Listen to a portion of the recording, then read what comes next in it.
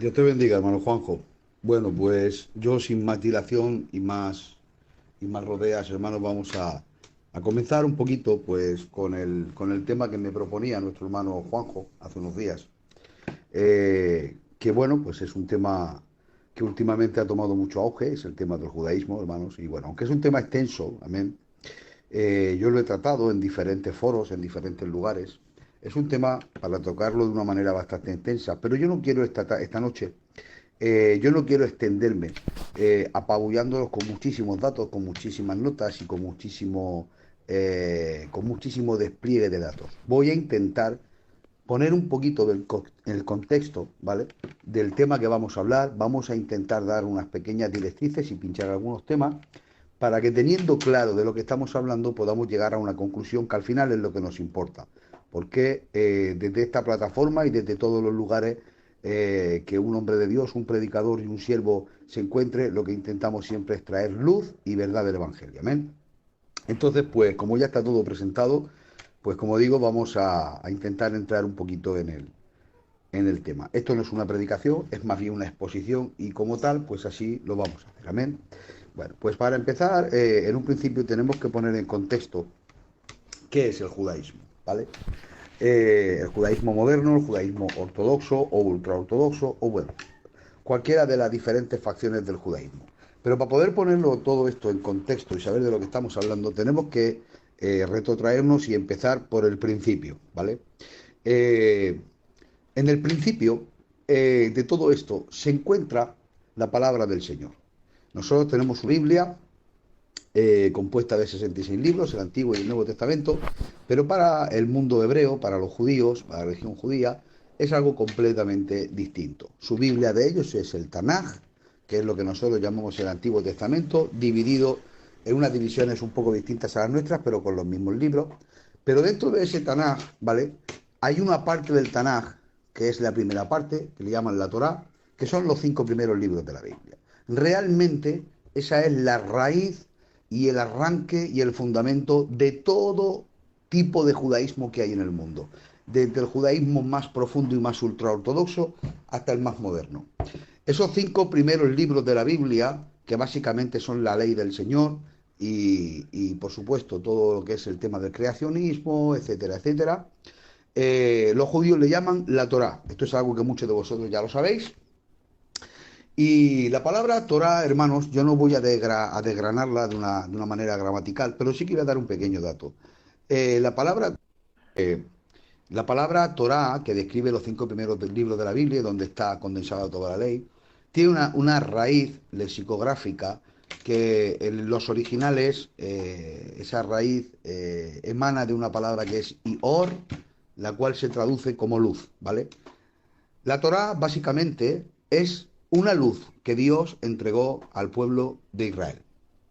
Eh, Esa luz que Dios entregó al pueblo de Israel era nada más que su ley, sus mandamientos, que como todos vosotros sabéis no son 10, los 10 mandamientos solamente son una condensación. Según el Rambán, que es uno de los rabinos y de los maestros de Israel más importantes de la historia, se subdividen en 613 mandamientos, pero toda la Torá, todos los libros de la ley, los judíos los recibieron en lo que ellos llamaron el Matán Torá, la entrega de la Torá en el monte del Sinaí, ¿vale? Cuando Dios entrega la Torá, sus 5 primeros libros, la historia de la creación del mundo y todas las leyes que Dios aplica y todas las leyes que rigen para el pueblo de Israel, cuando Dios entrega la Torá al pueblo de Israel, se la entrega, pero se la entrega de una manera, hermanos, que Israel la confundió completamente, porque Israel fue la nación que Dios tomó para que fuese el mayordomo de su palabra, de sus mandamientos y de su verdad. Israel tenía que tomar esa Torá o esa luz que Dios había dado al mundo, que en aquel tiempo era un mundo muy pagano y un mundo muy idolatrizado, y la obligación de Israel es ser un faro, una lumbrera mundial y expandir la verdad de Jehová y hacer proselitismo para que todo el mundo conociera a Dios. Esa era la intención de Jehová cuando entregó la Torá, cuando entregó el Antiguo Testamento, la parte de la ley, los 5 primeros libros de la Biblia. Amén. Pero cuando Dios entrega a Israel su palabra, cuando Dios entrega a Israel sus mandamientos, con la evolución del tiempo, con la evolución de los maestros y de los sabios de Israel, Israel empezó ya desde muy temprano a desviar una serie de principios que Dios tenía. ¿Por qué? Porque Israel tomó la Torá, tomó la ley del Señor y la nacionalizó. Tomó la ley del Señor y la interiorizó, apropiándose ellos solamente de la verdad de Dios. De tal manera que los judíos se convirtieron en un pueblo y en una religión que no era proselitista. Te explico. Ser proselitista es cuando una religión quiere captar adeptos. Por ejemplo, los cristianos queremos que todo el mundo conozca la palabra del Señor, pero no solamente los cristianos. Cada una de las religiones del mundo, en su faceta, quieren tener más personas que crean. Los judíos hicieron todo lo contrario, nacionalizaron la ley del Señor y se la quedaron para ellos, y ellos decían que la ley solamente era para Israel. Y si alguno fuera de Israel quisiera cumplir la ley, tenía que pasar por un tedioso, complicadísimo y muy exigente proceso de conversión, ¿vale? Por lo tanto, ya empezamos mal, ya Israel empieza mal, porque no era esa la idea de Dios. Ya empezaron deformando la palabra del Señor. En medio de todo esto, conforme van evolucionando los siglos y los tiempos, en Israel nace una idea que actualmente hoy se le llama Torah Shebe'al Peh, Torah Shebe'Agita. Esta es una doble idea en la cual dice que Dios entregó una doble Torah a Israel. Por un lado es Torah Shebe'al Peh, como he dicho, y Torah Shebe'Agita. ¿Qué quiere decir? La Torah escrita, que son los 5 primeros libros de la Biblia, que son los mismos que los nuestros, y la Torah oral. ¿Qué quiere decir eso? La Torah oral es las explicaciones de la ley escrita. Os voy a dar una pequeña explicación para que entendáis de lo que estoy hablando. El Código Penal o el Código Civil de cualquier país, ¿vale?, son una serie de leyes que están plasmadas en ese código, pero cuando alguien comete un delito, lo que hay que hacer es un juicio y tener en cuenta en ese juicio todas las cuestiones alrededor, atenuantes y agravantes. Como decía, los abogados y los jueces lo que hacen es una exposición de los hechos, y a la luz de la exposición de los hechos que se hace, se toma la ley que juzga esos hechos y se hace una interpretación de la ley. Y en función de la interpretación de la ley, pues hay una pena o hay otra. Bueno, pues esto también lo hacían en el pueblo de Israel. Entonces esas interpretaciones de todas las leyes de la Biblia, ellos le llamaban la Torah oral. De hecho, cuenta la palabra del Señor, como todos vosotros sabéis, que Moisés llegó un momento que cuando tenía que enjuiciar cualquier caso que le venía del campamento, llegó un momento que se vio sobrepasado, por tanto, que tenía que administrar, y tomando el buen consejo de su suegro Jetro, cogió a 70 ancianos de Israel y les pidió que ellos colaborasen con él para administrar y enjuiciar todas las cosas según la palabra. Hay una tradición hebrea que dice que esos 70 primeros elegidos que obtuvo Moisés y Moisés mismo, ellos recibieron una cosa de parte de Dios que los hebreos le llaman la esmijá. La esmijá no es ni más ni menos que una bendición especial y específica de Jehová para interpretar la ley correctamente y aplicarla al pueblo. Ahora, estos rabinos que conformaban esos 70, conformaron un grupo de 70, el cual con el tiempo se le llamó el Sanedrín, y le transmitían esa esmijá para interpretar toda la ley. Claro, conforme esto va evolucionando con el paso de los siglos, Israel, todo este sistema empieza a seguir desviándolo. Empezó nacionalizando la Torá, siguió con la tradición de la Torá oral, y después esa Torá oral, que yo no voy a discutir si en un principio fue válida o no, ¿vale? No lo voy a discutir, pero tengo muy claro que con el transcurrir de los siglos, la Torá oral se fue desvirtuando, con tal de que empezaron a ir añadiendo y añadiendo. ¿Añadiendo qué? Añadiendo preceptos y añadiendo ritos. Y estos judíos se inventaron una cosa que se llama cerco a la Torá. ¿Qué es cerco a la Torá? Cerco a la Torá es una serie de leyes, en este caso no bíblicas, sino como ellos bien dicen, rabínicas, o sea, que no son de la Biblia, son reglas que se inventan los rabinos, las cuales marcan el límite del pecado mucho más atrás que donde el pecado está. ¿Qué quiere decir? Que si una cosa es pecado, bueno, pues como decía, todo este mover que hubo en Israel a lo largo de muchos siglos, hermanos, empezó a fomentar una desviación de la verdad.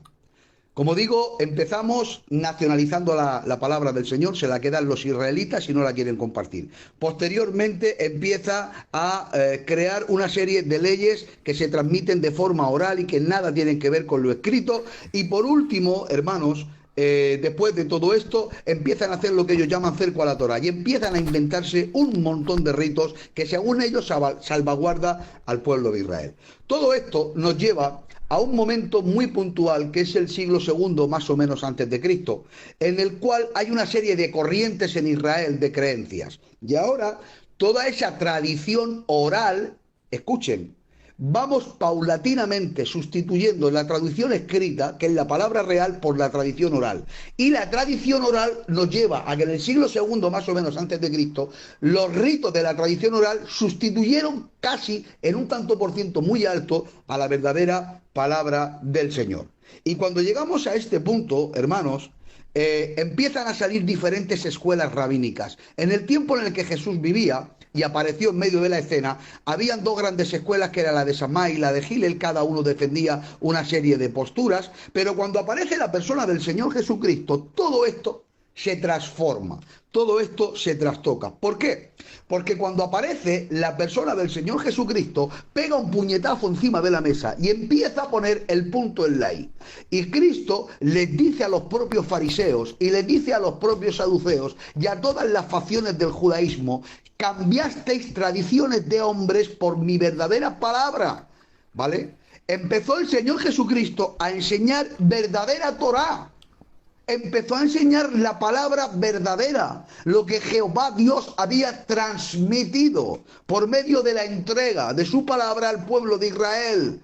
Hermanos, la persona del Señor Jesucristo hizo una obra maravillosa. Empezó a traer luz al mundo. ¿Por qué? Porque el mundo tendría que tener la luz de la Torá, pero Israel escondió la luz de la palabra de la Torá y la metió debajo de la mesa del judaísmo. Y ese judaísmo ocultó una luz real. Y lo que hizo el Señor fue acercarse a Israel, levantarse, y Israel hizo como un niño pequeño, cogió la palabra de Dios, se la apropió y como un niño pequeño dijo a las naciones: el juguete es mío, no te lo dejo, no juegas con él. Pero tuvo que aparecer la persona del Señor Jesucristo, arrebatarle la verdad de la palabra, quitarle el juguete, ponerlo encima de la mesa y decir: ahora la luz no permito que la dejes debajo de un almud, sino que yo soy la luz del mundo. Empezaré a traer luz verdadera de la palabra. Claro, cuando esto sucede, familia, en Israel se pone patas arriba. ¿Por qué?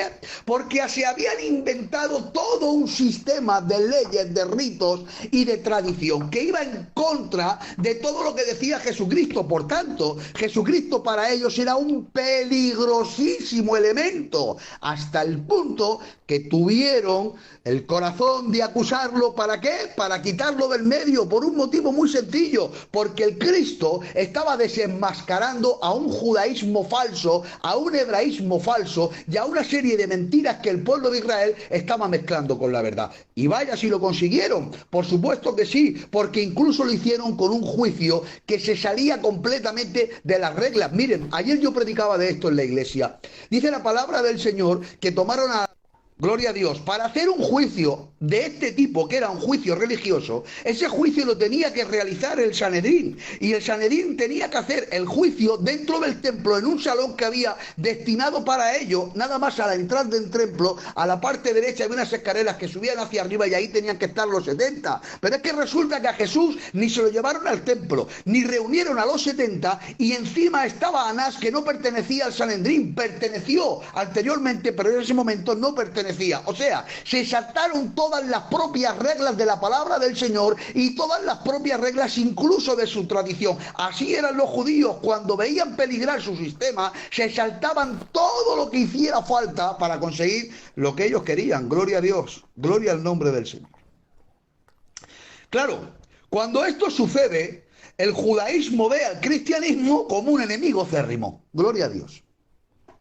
¿Qué sucede al ver el judaísmo al cristianismo con un enemigo acérrimo? Que con la muerte de Jesucristo no se quedaron conformes y siguieron persiguiendo a la persona del Señor Jesucristo, de tal modo que uno de los grandes rabinos y uno de los grandes maestros de Israel era Rab Saúl, como bien dicen actualmente los modernos mesiánicos. Rab Saúl es el al que nosotros conocemos como Saulo o Pablo, el apóstol Pablo. En ese tiempo era Rab Saúl. Algunos incluso dicen que era miembro del Sanedrín. Yo no voy a entrar a discutir eso, pero sí que tengo claro que era un hebreo de hebreos que defendía el hebraísmo hasta tal punto que en la muerte de Esteban, Saulo estaba presente tomándole la ropa, hermanos, y era consciente y consciente de la muerte de ese hombre de Esteban. ¿Por qué? Porque perseguían a la iglesia. Era un enemigo. Pero claro, como todos vosotros sabéis, como maestros, como eruditos y como hombres de Dios, en el año 70 después de la muerte de, perdón, en el año 70 después de Cristo, unos pocos años después de la muerte del Señor Jesucristo, aparece Tito el Grande, llega sobre Jerusalén y la reduce a cenizas, le pega fuego, la machaca, destruye el templo, saca todo el oro que había en el templo, se lleva un montón de expatriados judíos, los dispersa por todas las naciones del Imperio Romano y con una nota, además, con el oro del templo de Jerusalén se construyó el Coliseo romano. De hecho, hay un arco en Roma que así lo conmemora. Y ahora los judíos son esparcidos por todas las naciones de la tierra. Cuando llegamos a este momento, hermanos, donde los judíos se esparcen por todas las naciones de la tierra, ese judaísmo que se quedó candente en Israel ya tenía un componente de enemigo atroz del cristianismo, ¿vale? No solamente ya era un judaísmo adulterado, sino que además eran enemigos atroces del cristianismo. Pues en esa diáspora, en esa dispersión, hubo un gran número de sabios que llegaron al país de, en aquel tiempo, Babilonia, lo que actualmente sería Irak, ¿vale? Y habían dos grandes ciudades, que eran las ciudades de Shura y de Pompedita. En estas dos grandes ciudades hubieron una serie de rabinos procedentes de Israel que abrieron dos escuelas o dos yeshivas donde se enseñaba la Torá. En estas dos escuelas o en estas dos yeshivas de Shura y de Pompedita, según la tradición judaica actual, nacieron los más grandes sabios de la Torá, los más grandes sabios de la Escritura. Y ahí fue donde nació la figura de la Takaná. La figura de la Takaná es que cuando los grandes sabios de Israel se ponen de acuerdo en establecer una ley, aunque no sea bíblica o de la Torá, pero si la establecen los sabios, todos los judíos tienen que cumplirla. Entonces se manda cartas a todas las sinagogas del mundo y cuando todos están de acuerdo cumplen esa ley. Eso se llama una takaná. Ellos empezaron a realizar una serie de takaná y empezaron a hacer una serie de leyes nuevas acopladas al judaísmo, y es así como empieza a germinar y empieza a prácticamente a nacer lo que hoy día se conoce como el Talmud, que luego os explicaré lo que es. De estas dos escuelas de Shura y de Pompedita, que fueron de las más importantes que han habido en la historia, donde supuestamente han nacido rabinos muy importantes, empieza a haber una serie de migraciones alrededor del siglo III, siglo IV de nuestra era, y por Egipto, y concretamente por el sur de España, empezaron a venir muchos judíos, una diáspora muy grande de judíos. España se llena de hebreos, de judíos, y aquí en España los judíos llegaron a ser una comunidad importante y con mucho peso económico y político. Hasta tal punto que en la alta edad media, entre el siglo VIII y el siglo XII, XIII, incluso el XV, aquí en España nace la gran ilustración de los judíos. Y aquí empiezan a nacer una serie de hebreos maestros que empiezan a dar una luz impresionante dentro de lo que es el judaísmo. Una luz tan grande que todavía hoy son personas que se le estudian. Aquí en España, concretamente en Córdoba, nace un judío, un rabino llamado Moisés ben Maimón, más conocido como el Rambán. Es todo un personaje en Israel, ¿vale? De hecho, la Universidad de Jerusalén se llama la Universidad del Rambán, ¿vale? El Rambán, que era un maestro judío español, recoge, escuchen hermano, recoge toda esta tradición anterior a Jesucristo y toda la tradición posterior de Jesucristo de Sura y Pompedita, él lo coge, lo absorbe, lo digiere, y como este hombre, además de ser hebreo y rabino, era un filósofo, se dedicó a escribir una gran obra que es el Mishneh Torah, la Mishnah, lo que hoy conocemos como el Talmud. ¿Qué es lo que hizo este hombre? Sistematizar las enseñanzas de todos los grandes rabinos de Israel, pero no en base a la Torah escrita, sino en base a la Torah oral, a la Torah transmitida de padres a hijos. ¡Gloria a Dios! ¿Qué es lo que sucede? Que cuando este hombre, el Rambán, empieza a escribir el Talmud, cuando empieza a escribir todas las leyes y empieza a escribir todas las realidades del mundo judaico moderno hasta ese tiempo, lo hace en base a todos estos rabinos que, según ellos, recibieron la verdad de la Torah oral por la esmijá que recibieron los antiguos. Pero aquí quiero hacer un inciso. Resulta, hermanos, que muchísimos siglos antes del tiempo de Jesucristo, en la época de Antíoco Epífanes, como todos vosotros sabéis, los que han estudiado la palabra, que hizo una de las abominaciones grandes que se hizo en Israel cuando sacrificó un cerdo en el templo, en aquel tiempo Antíoco Epífanes hizo una gran matanza en Israel de grandes rabinos, y en esa gran matanza que hizo Antíoco Epífanes mató a todos los miembros vivos del Sanedrín. Todos los miembros vivos del Sanedrín de aquel siglo fueron muertos. Por tanto, si en algún momento el Sanedrín tuvo esa esmijá, esa bendición de interpretación de Dios verdadera y real, y como tal lo administraba en Israel, desde que murieron todos los rabinos del Sanedrín sin imponer al sustituto, los sustitutos de ese Sanedrín que vinieron después no recibieron esa bendición especial, no tenían la bendición del cielo para poder administrar la verdad de la Biblia, y todo lo que hicieron fue tradiciones propias. Por tanto, lo que heredó el Rambán en España en la Edad Media era un judaísmo oral sin la bendición del Señor, un judaísmo oral que rechaza el cristianismo, un judaísmo oral que está completamente opuesto a la verdad de la palabra del Señor. Y ahora, con esos principios, escribe el Talmud. Si algunos de vosotros leéis el Talmud, os echaríais manos a la cabeza de lo que habla veladamente acerca de la persona del Mesías. No voy a entrar en eso porque es un tema muy extenso.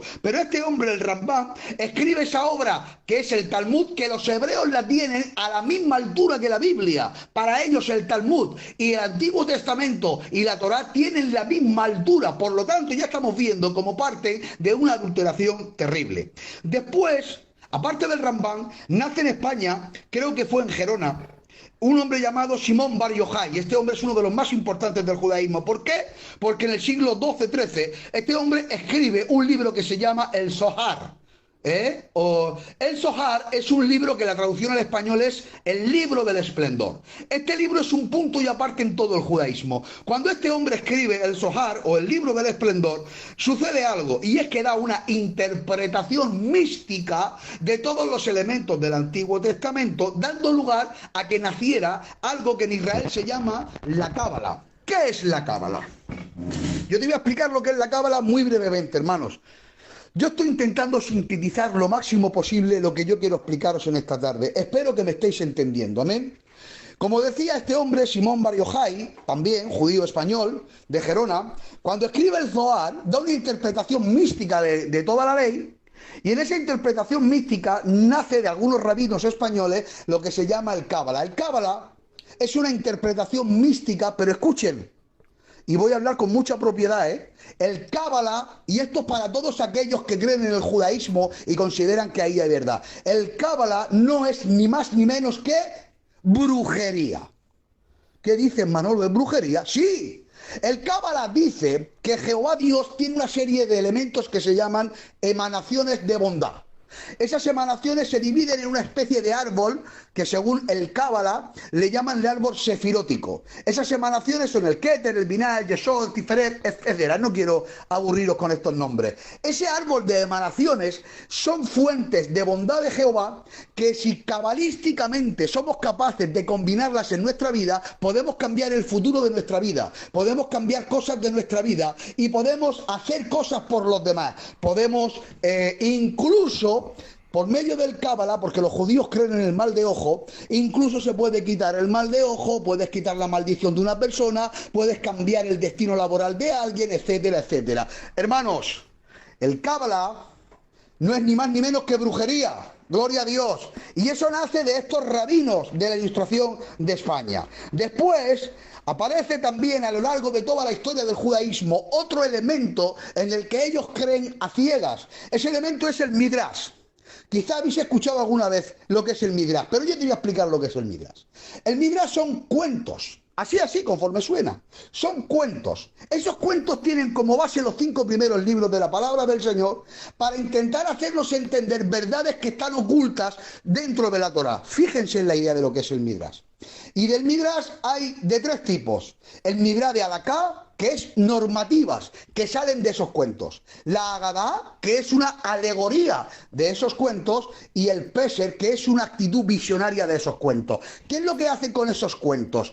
Nos dicen lo que Jehová quiso decir, pero que no escribió. ¿Habéis oído esto, hermanos? ¿Habéis oído semejante locura? Pues eso es el Midrash. El Midrash son cuentos para que nosotros entendamos lo que Jehová quiso decir. Y por último, aparece para los judíos uno de los grandes, que además también era español, era de Toledo. Rab Yosef Karo, anda. Un puñetazo encima de la mesa. Este es de los potentes. Este hombre escribe un libro que se llama el Shulchan Aruch. ¿Saben lo que es el Shulchan Aruch? La traducción literal del Shulchan Aruch es a mesa puesta. ¿Qué quiere decir eso? Toda la tradición hebrea de 35 siglos, todos los escritos del Rambam, de Maimónides, de la Mishnah, del Talmud, del Baraita, del Midrash, del Zohar, del Cábala, de todo. Lo que hace Rab Yosef Karo es que en un tratado, como bien dice el título, lo hace a mesa puesta y empieza a dar una serie de leyes que los judíos le llaman la halajá, de obligatorio cumplimiento, cientos y cientos de leyes de obligatorio cumplimiento para todo hebreo. Gloria a Dios, hermanos. Esto es la base del judaísmo. Pero mirad, llegamos a este punto. Y ahora yo le hago una pregunta, pero bueno, de toda esta adulteración que sale, pues yo te lo digo, el judaísmo moderno, y además con un componente, todas las facciones del judaísmo ortodoxo creen en una cosa que es lo más antibíblico que podrás escuchar nunca. Todas las facciones del judaísmo creen en la reencarnación, hermanos. Sí, hermanos, igual que la religión hinduista, que sí, que ellos creen en una purificación del alma. No te sorprendas, eso es el judaísmo moderno. Y dentro del judaísmo moderno, hermanos, empiezan a haber subdivisiones en toda Europa. Realmente hay 3 grandes divisiones del judaísmo. Está el judaísmo sefardita, el ashkenazi y el mizrahi. El judaísmo sefardita es el judaísmo que tiene como base los principios de los judíos españoles y portugueses de la Edad Media. Son todos estos que yo te he hablado. Y hay una comunidad sefardita por todo el mundo. Después hay una segunda comunidad que es la mizrahi, que son judíos asiáticos y de África. Y hay una tercera, que son los judíos ashkenazí, de la nación de Ashkenaz, de Alemania. Los judíos ashkenazí, ¿vale? De ellos nace, escucha, de ellos nace una serie de puntos extremos muy grandes. No sé si habéis visto alguna vez en la televisión que muchos judíos van vestidos de negro y llevan como unas trenzas muy largas en las orejas. Esos que van vestidos de negro son judíos askenazí ultraortodoxos, judíos de Alemania, Rusia y Lituania, ¿vale? Con esa tradición. Van de negro, hermanos, porque ellos van de luto diciendo que el templo está destruido y hasta que no se reconstruya el templo no se quitan el luto. Ellos llevan esas trenzas en el cabello y te voy a decir por qué. Hay un mandamiento en la Biblia que dice, creo que es en el libro de Levítico, que dice así: no recortarás la punta de la barba en redondo. Según una ley halágica, una ley judía, dice que tienes que tener mínimo 4 milímetros de pelo alrededor de la oreja para cumplir con esa ley. Pero estos judíos tan ultra ortodoxos quieren cumplir tanto la ley que directamente no se cortan el pelo alrededor de la oreja y dejan crecer el pelo. Por eso les nacen esas tirabuzones que en hebreo se llaman peot. Fijaos el nivel, hermanos, al que llegan de extremismo, de fanatismo y de falsedad de la verdad. Y cuando llegamos a este punto, hermanos, de judaísmo siempre ortodoxo, llegamos a un punto clave que es el año 1813. En 1813, hermanos, nace un hombre que le llaman Ben Abraham, un judío, el cual fue, por así decirlo, el precursor del judaísmo mesiánico. Este fue de los primeros judíos ortodoxos reales que reciben a Jesús como Mesías. Él tenía una congregación en Londres de 60 a 70 personas y él empieza a expandir su creencia. Es un judío ultra ortodoxo que cree en todas las tradiciones, que cree en el Talmud, que cumple la ley, pero que recibe a Jesús como el Mesías. Esto empieza a expandirse por Inglaterra, por toda Europa, y en el año 1966 nace la Alianza Hebrea Cristiana, y esa Alianza Hebrea Cristiana son mesiánicos, que cumplen la ley y que creen en Jesús como el Mesías. Esto se expande por todo el mundo y en 1960, ya en una época muy contemporánea, se moderniza y aparece el Consejo de la Sinagoga de los Judíos Mesiánicos del Mundo. Estos mesiánicos tienen dos bases, hermanos. Las dos bases de ellos son, primero, que la Torá debe de cumplirse y segundo, que Jesús es el Mesías. Y encima, en los años 70, hay un hombre que se llamaba Moshe Rashem, el cual creó una organización que se llamaba Judíos por Jesús y empiezan a extender el mesianismo por todo el mundo. ¿Por qué? Porque este hombre era multimillonario y empezó a meter una cantidad de millones impresionante para difundir esta creencia por todo el mundo. Pero hermanos, yo quiero deciros algo. Llegados a este punto, quiero que veáis el nivel de degradación doctrinal, el nivel de degradación bíblica que tanto el judaísmo ortodoxo o el judaísmo reformista que le llaman, o el masortí, o cualquiera de los judaísmos más puros y más profundos, tiene un desfase que es anormal. Y de este desfase anormal, antibíblico y completamente contrario a la verdad de Dios, hombres que creen en la reencarnación, hombres que practican brujería por medio de la cábala, hombres que creen que hay varios mundos, hombres que creen que hay varios cielos, hombres que creen incluso que el infierno no existe. No quiero entrar en muchos detalles, hermano, porque no quiero alargar mucho el tema, ¿vale? ¿Ustedes creen que de esta base qué puede salir de ahí? De ahí no puede salir nada bueno, pues de esa base salieron los judíos mesiánicos, hermanos. Y estos judíos mesiánicos se han extendido por todo el mundo, hasta el punto, hermanos, que todos estos judíos mesiánicos han ido por todos los rincones de la tierra con esa base, pero ahora con esa base tienen algo todos en común. Ellos creen en Jesús como el Mesías, pero atención, aquí está la punta de lanza de todo el judaísmo. Todo lo que acabo de explicar nos lleva al punto que te voy a decir ahora. Desde los judíos del tiempo de Cristo, aquellos mismos que lo llevaron hasta Pilato, desde esos judíos hasta los judíos de Babilonia, de Shura y Pompedita, hasta los judíos de la Ilustración de España, el Ramban, Rab Yosef Karo, el Zohar, todo lo que han inventado, todo lo que han hecho, todos y cada uno de ellos tienen una cosa en común, y es que niegan que Jesucristo sea el Señor, niegan que Jesucristo sea Dios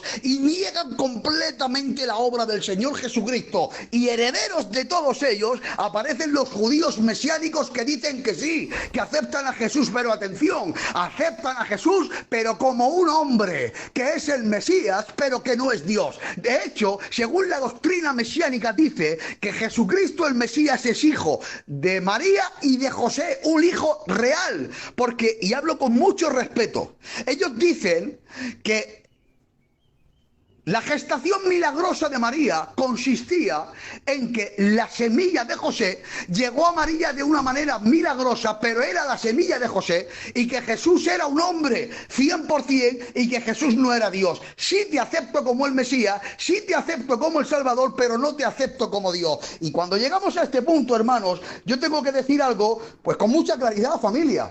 Yo tengo que hablar con claridad. Quiero deciros a todos los que me estáis escuchando que no hay ni una sola rama del judaísmo sana. No hay ni una sola rama del judaísmo que tenga algo sano, porque incluso aunque en algunas partes nos traigan verdad de la Biblia, incluso aunque podamos aprender muchísimo del mundo hebreo, hermanos, que de hecho hay mucho que aprender de ellos, eso no quita para que todo este mundo hebreo tenga algo en común muy grande, y es que todos niegan la deidad en la persona del Señor Jesucristo. Y si llegamos a este punto, hermanos, me vais a permitir que yo tengo que leer un texto que se encuentra en el libro de Primera de Juan, capítulo 2 y verso 22, que dice: ¿quién es el mentiroso sino el que niega que Jesús es el Cristo? Este es el anticristo, el que niega al Padre y el que niega al Hijo. Y todo aquel que niega al Hijo tampoco tiene al Padre, y el que confiesa al Hijo también tiene al Padre. Escuchen lo que os voy a decir. ¿Quién es el mentiroso? Aquí el que niega a Cristo. Por tanto, la religión judaica es una religión mentirosa, una religión embustera. ¿Por qué? Porque niegan la persona del Señor Jesucristo.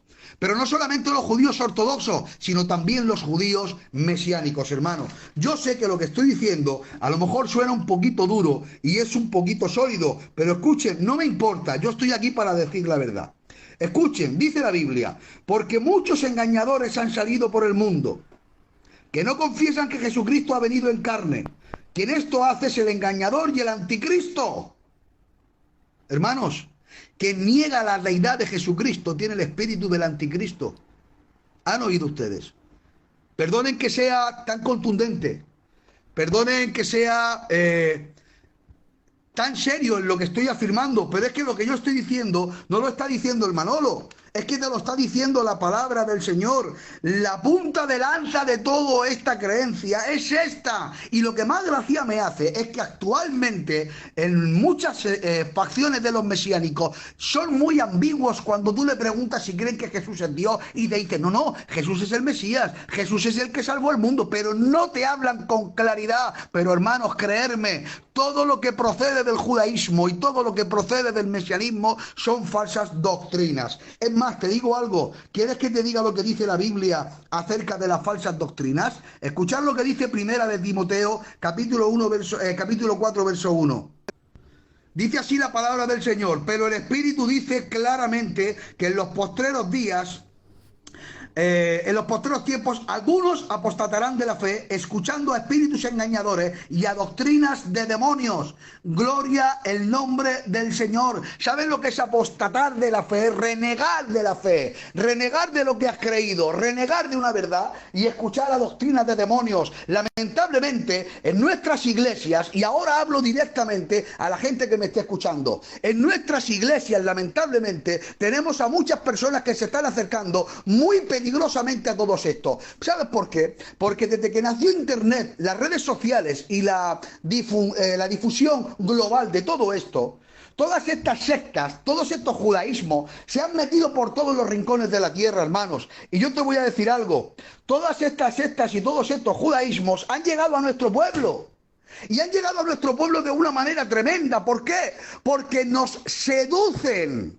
Porque nos enseñan el rito hebreo, porque vemos un manto, porque vemos las filacterias, porque vemos el rito. Más aún, digo todavía, incluso en muchas de estas facciones, como ellos dicen que aceptan a Jesús, pues entonces también quieren atraernos por ahí, pero en el fondo es como aquella comida de la que dice la palabra del Señor que tenía muy buena pinta, pero se acercó el profeta y dijo: ahí hay muerte, en esa comida hay muerte. Pues yo hoy soy como el profeta y te digo: en esa comida tan bonita que te están pintando, allí hay muerte, porque todo el que niega que Jesús es Dios, esa persona está condenada, y condenada al infierno, hermano. Hay muerte en la olla, pero ellos insisten, nos quieren atraer, nos quieren seducir, y además usan un arma que a mí me llama mucho la atención. Miren, nuestro pueblo, que en la mayoría pues son de raza gitana, evidentemente también hay muchos castellanos, pero la mayoría de nuestra misión es de raza gitana.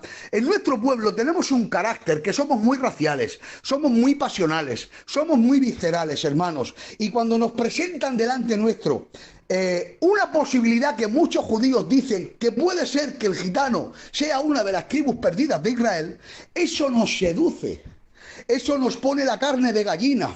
Un pueblo gitano, hermanos, que ha sido tan perseguido. Un pueblo gitano que ha sido tan denostado y tan despreciado. Todavía hoy seguimos siendo un pueblo muy despreciado, hermanos. Todavía hoy en una España donde conviven personas de múltiples nacionalidades, todavía se sigue mirando al gitano por encima del hombro. El gitano siempre ha sido perseguido, siempre ha sido denostado, y de golpe y porrazo que te metan entre pecho y espalda una frase y que te digan: tú perteneces al pueblo de Dios. Es más, muchas veces te dicen: ¿sabes por qué te atrae? Porque es la llamada de Jehová para la reunificación de sus tribus. Entonces, claro, esto cala en los huesos de mucha gente y dice: sí, yo quiero ser parte de eso. De golpe y porrazo te sientes que eres parte del pueblo elegido, parte del pueblo de Dios, y empiezas a escuchar y a dar oído. Y es como el flautista de Jamelín, que tocaba la flauta y le seguía a todos. Pero escuchen, hermanos, hay una imagen que jamás se me va a olvidar, en una película que expresa una realidad. Hay una película que se llama La lista de Schindler, y hay una imagen en la que salen de un tren un montón de hebreos, y cuando salen todos no sabían a lo que salían, y había un grupo con una música muy dulce que empezaban a cantar, y mientras que sonaban los violines y sonaba la melodía, a toda esta gente la ponían en una fila y empezaron a llevarlo hacia un lugar. Esta gente iba contenta escuchando la música sin saber que al lugar donde lo llevaban era una cámara de gas, y en esa cámara de gas iban a perder la vida, pero ellos, escuchando la música, tranquilizándose, iban hacia ese lugar. Y quiero deciros algo: todas las formas de judaísmo, desde el judaísmo ortodoxo hasta el judaísmo mesiánico, son como esos músicos que estaban en los campos de concentración, que se sientan, se apostillan y empiezan a tocar música celestial, y tú no te estás dando cuenta y estás caminando ni más ni menos que a la destrucción de tu alma. Te digo en este momento: pega un brinco, salta de allí y no permitas dejarte guiar por eso. Miren, os voy a decir algo. Hay un elemento que ellos usan para seducir. Ese elemento es el talid. El talid es un manto, hermanos, que sí que está en la Biblia, que es correcto, que es real. Ese manto es un manto de 4 puntas, con 8 cuerdas y 5 nudos en las cuerdas. Si traducimos la palabra talid del hebreo al español, sale esa palabra, talid, pero en el original las letras hebreas tienen un valor numérico, cada letra es un número. Si nosotros cogemos todas las letras de la palabra talid y las convertimos a número, cuando los convirtamos a números y las sumamos todas, nos da la cantidad del número 600. A ese 600 le añadimos el número 8, que son las cuerdas del talid, son 608. Y si le añadimos los 5 nudos que se le hace a esas cuerdas, da un total de 613. Con lo cual, según los hebreos, cuando nos ponemos encima de la cabeza un manto o un talid, nos estamos cubriendo con la ley de Jehová. Y eso nos seduce mucho. Pero déjame que te diga una cosa, hermanos. Resulta que la ley de Jehová, que ellos se cubren con ella, con el manto, es una ley en la cual nadie ha podido cumplir, y es una ley que para el hombre es imperfecta porque no podemos cumplirla. Pero te tengo que decir una noticia a ti que me estás escuchando. Si eres una persona cristiana y eres una persona que ha conocido al Señor, tú no necesitas ningún manto y tú no necesitas ningún talid, porque resulta que hubo una persona en la tierra, que esa persona es la persona del Señor Jesucristo, el cual en su ministerio terrenal cumplió no solamente los 613 preceptos de la ley, sino todo lo que el Padre le demandaba como hijo. Y la persona del Señor Jesucristo cumplió milimétricamente toda la ley del Señor, cosa que ningún hombre ha podido cumplir. Y cuenta la palabra del Señor que fue crucificado, y cuando un cristiano acepta el sacrificio del Cristo, no solamente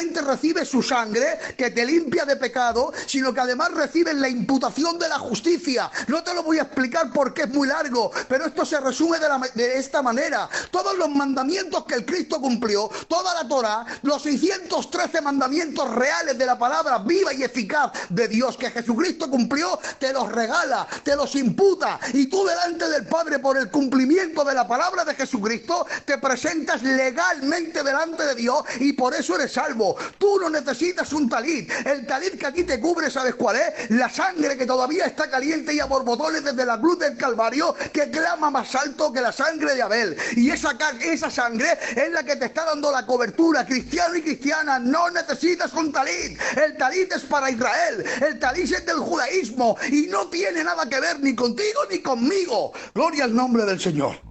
Perdonad, hermanos, pero es que me emociono cuando hablo de la palabra del Señor, hermanos. Gloria a Dios. Miren, hay otro elemento En el mundo judaico, ¿qué es el tefil? El tefil, los tefilim. Los tefilim son dos cajas de madera, perdón, dos cajas de cuero kosher. Kosher quiere decir que es autorizado por la ley. Y estas cajitas de cuero kosher las pintan de un marrón muy oscuro, le hacen una hendidura y le meten un rollo de la Torá dentro. Y se pone una cajita en la frente, entre los ojos, y se pone otra cajita en el brazo y se hace una serie de nudos hasta llegar a la mano. Y cuando llegas a la mano, con la cuerda de cuero, se hace la forma de la letra Shin. La letra Shin es la primera palabra del Shaddai, el Todopoderoso. Y eso es en base a que hay un texto en la Biblia que dice: y estas palabras que yo te mando las pondrás en tus frontales y las pondrás sobre tu brazo. Los judíos la toman y lo hacen al pie de la letra. Cogen, copian el texto, lo meten en una caja de cuero kosher y se lo ponen en la cabeza y se lo ponen en el brazo. Muchos ven eso y se emocionan cuando ven a algún soldado judío, cuando está en el frente de guerra con un talit puesto y los tefilín, y se emocionan. Pero déjame que te diga algo. Mira, nosotros los cristianos no necesitamos ningún tefilín. No necesitamos una cajita con los versos de la palabra para ponerla en nuestra frente. Nosotros tenemos algo que los judíos no tienen, ni el judaísmo tampoco. Nosotros tenemos la morada del Espíritu Santo, el cual dice la palabra del Señor, que nos enseña y que nos recuerda. Tú no tienes que tener en tu mente y en tus frontales una cajita. Tú lo que tienes que tener en tu mente es la palabra del Señor. Y cuando mires, que mires con santidad. Cuando pienses, que pienses con santidad. Y que todo lo que pase por tu mente sea bajo el filtro del Espíritu Santo, porque dice la Biblia que el Espíritu de Dios nos recuerda.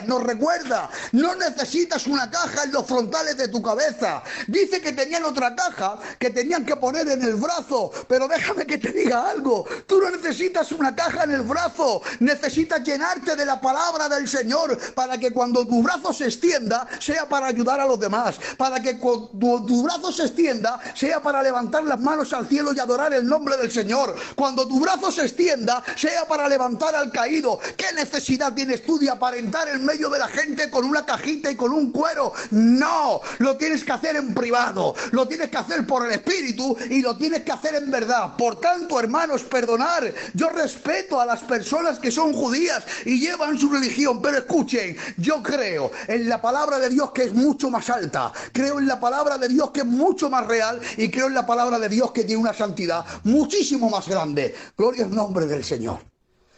Gloria al nombre del Señor. Y por último, hermanos, quiero hablaros acerca de la palabra. El concepto hebreo de la palabra es un concepto muy literal.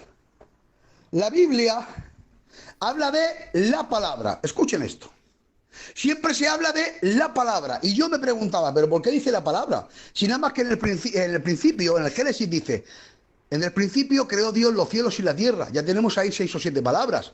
Multiplica hasta Zacarías, si hay miles de palabras. ¿Por qué en vez de decir la palabra no dice las palabras? Yo te lo voy a explicar.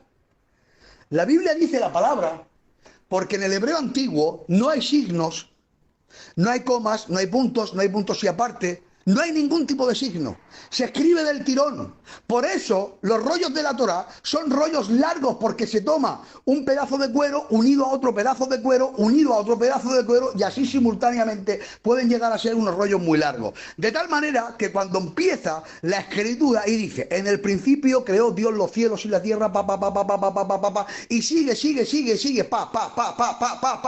hasta el libro de Malaquías no hay ni un solo corte. Por eso dice la palabra, no las palabras. Ese es el principio que Israel tiene, hermanos, pero nosotros tenemos otro principio que yo os lo voy a explicar. Dice así, libro de Juan, esto es un mazazo encima de la mesa: en el principio era la palabra, y la palabra era con Dios, y la palabra era Dios.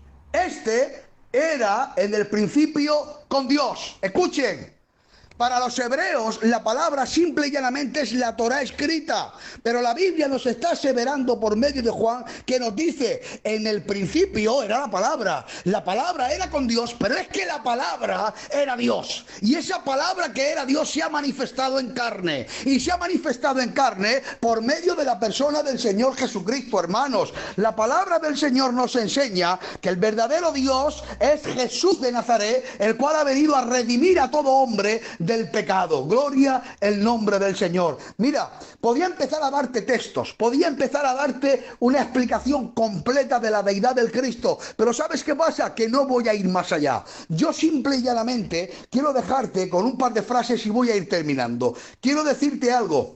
Cualquier tipo de judaísmo, cualquier tipo de mesianismo es falso. Y te digo algo, todos los tipos de judaísmo tienen el espíritu del anticristo. Perdonadme que hable tan seco y tan duro, pero es que lo dice la palabra, hermanos.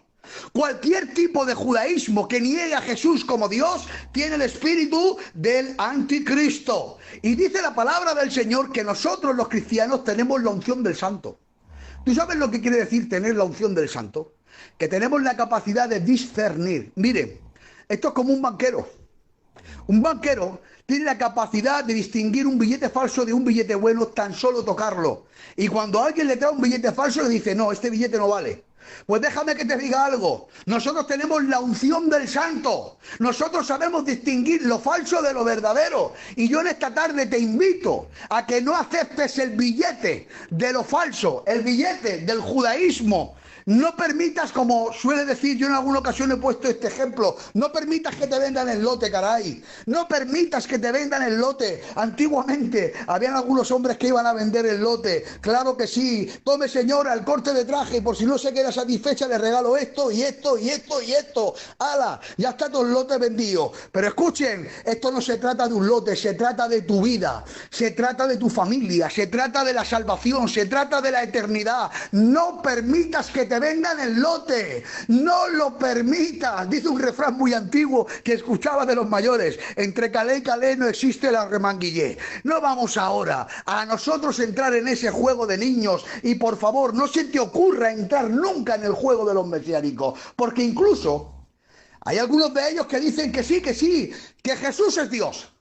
Porque ellos saben que esa es la principal piedra del ángulo, que Jesús es Dios. Pero incluso en los mesiánicos que reconocen que Jesús es Dios, están mintiendo. Porque si les meten los dedos y empiezas a hurgar y a indagar en lo que ellos creen, ¿sabes qué te dicen? Que ellos creen que tienen cualidades de deidad, el Mesías. Pero que el Mesías fue creado y no fue engendrado. Eso es lo que ellos creen. Yo te estoy descubriendo verdades para que las entiendas, hermanos. Y quiero finalizar con una cosa. Dice la palabra del Señor que en Israel estaba la figura del atalaya. El atalaya lo que hacía es que cuando veía venir el peligro sobre el pueblo, tenía que avisar al pueblo y decir, viene el enemigo, preparaos. Y cuando lo hacía, el atalaya quedaba limpio delante de Dios. Pero si el atalaya callaba y no le decía al pueblo el peligro que venía, la sangre del pueblo caía sobre el atalaya. Pues esta tarde, hermanos, os lo digo con toda la humildad del mundo, a pesar de saber que tengo maestros conmigo ahora mismo en el sector de Girona y ancianos de España. Con todo mi respeto y con todo mi cariño para ellos y con toda humildad me digo, yo hoy me revisto de la autoridad del atalaya y como ministerio aprobado por el Señor y con la autoridad de la palabra, te digo en esta tarde como atalaya, veo de lejos el peligro para tu vida, veo de lejos el peligro de los judaísmos y de los mesianismos, y te digo en este día, corre, escapa por tu vida, no permitas que ninguna clase de judaísmo ni mesianismo se meta en tu casa, no lo permitas. ¿Sabes por qué? Porque estarás dejando entrar a tu casa doctrinas de demonios, y en este día te digo, si lo crees, serás condenado, no serás salvo, no heredarás el reino de los cielos. Más, sí que te digo algo, escucha a tus pastores, escucha a los siervos que te rodean, porque Filadelfia podrá tener 1001 pegas, podremos tener 1001 defectos, pero tenemos algo muy bueno, y es que en Filadelfia hay una doctrina sana, creemos en el Dios verdadero, creemos en las verdades de la palabra, y en Filadelfia está Dios, al igual que en otras muchas misiones de la tierra. Por tanto, no te confundas, no cambies lo verdadero por lo falso, no cambies cambies el oro por la bisutería. Acércate a tu iglesia, acércate a tus maestros, acércate a tus pastores y escucha sus palabras. Busca la verdad, porque si buscas la verdad serás salvo tú y tu casa. Hermanos, hasta aquí lo que quería compartir con vosotros. Que Dios os bendiga mucho. Pues